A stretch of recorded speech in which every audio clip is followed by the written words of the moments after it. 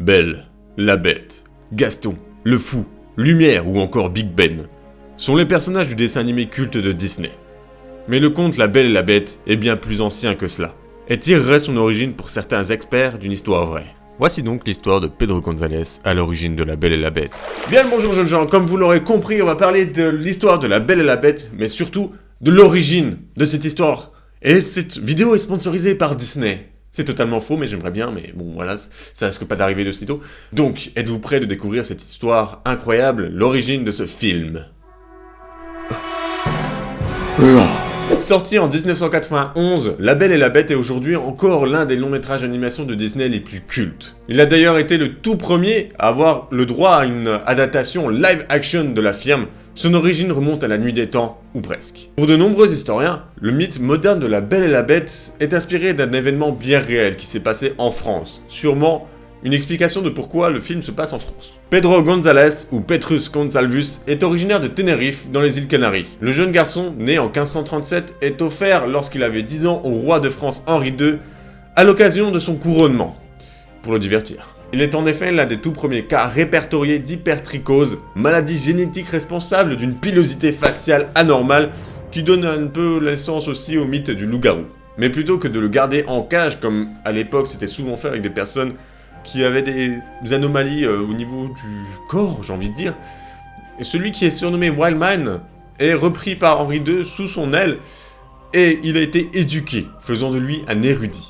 Quelques années plus tard, à la mort du roi, Catherine de Médicis décide de continuer à soutenir Pedro et le marie à la fille d'un serviteur, Catherine Raffelin. Leur union devient alors un mariage d'amour et se solde par la naissance de 7 enfants, dont certains ayant la même maladie que leur père. Aujourd'hui encore, quoique très rare, cette maladie est bien connue des spécialistes. Mais si l'histoire de Pedro a donné lieu à la version moderne de La Belle et la Bête, le mythe existe déjà depuis bien longtemps. En effet, d'après les historiens, on peut remonter jusqu'au IIe siècle, et on peut même aller dans les récits de l'écrivain latin Apulée. Landor, où les métamorphoses racontent le destin du jeune Lucius, transformé en âne après avoir emprunté des ingrédients magiques chez une sorcière, une magicienne, comme vous voulez.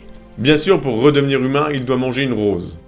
Oui bon, le récit a pas l'air ouf. Outre cette version antique, on trouve également des traces du mythe de La Belle et la Bête dans la littérature italienne et les textes de Francesco Straparola. Le petit accent Straparola. Le conte du roi porc, lui, apparu au milieu du XVIe siècle où on suit le destin d'un prince transformé en porc avant même sa naissance. Lui, pour redevenir humain, il doit persuader 3 femmes de l'épouser. Ouais, on est encore loin de la belle histoire de La Belle et la Bête, hein. Et enfin, pour les amoureux de la langue de Molière, il existe plusieurs versions dans la littérature française. Une version a notamment été écrite par Gabrielle Suzanne de Villeneuve en 1740 dans le recueil de contes La jeune américaine et les contes marins. 15 ans plus tard, Madame Leprince de Beaumont reprit cette version qu'elle transforme et la simplifie afin qu'elle puisse être lue par des lecteurs plus jeunes. Une fable intitulée La Belle et la Bête apparaît dans les magasins et où les enfants peuvent du coup l'acheter en 1756. Cela reste donc aujourd'hui la version la plus connue. Dans le conte, Belle est la fille d'un marchand qui a perdu toutes ses richesses. Tandis que ses frères et sœurs demandent des objets coûteux, Belle demande à son père uniquement une rose. Le vieil homme se perd dans la forêt, se recueille dans un château très chaleureux, et avant de repartir, il cueille une simple rose. La Bête, énervée que le vieil homme lui vole une de ses roses, lui fait promettre au marchand de soit revenir, soit de lui amener une de ses filles en otage. Ouais, c'est pas foufou. La Bête et Belle finissent par tomber amoureux, mais Belle part quand même pour rejoindre son père parce qu'il est tombé malade et il faut l'aider. La Bête se laisse alors mourir de faim, de désespoir, car sa Belle est partie, mais il est tout de même sauvé in extremis par cette femme. Lorsque finalement la Belle lui déclare sincèrement son amour, la Bête finit par se retransformer en prince dont il était avant. Disney a bien sûr pris des libertés, parce qu'on connaît, c'est Disney, ils aiment bien rajouter de la magie un peu partout, en ajoutant donc des objets animés, des miroirs magiques, un soupirant fou allié, ou même en faisant en sorte que Belle soit fille unique. Voilà toutes les histoires qui ont finalement fait en sorte que dans les années 90, Disney nous pond une histoire que tout le monde connaît aujourd'hui.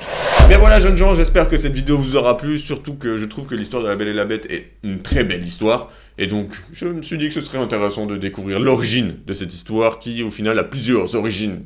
Ouais, bah voilà. Donc sur ce, je vous dis portez-vous bien, bisous sur Petite Miche, bien moelleux.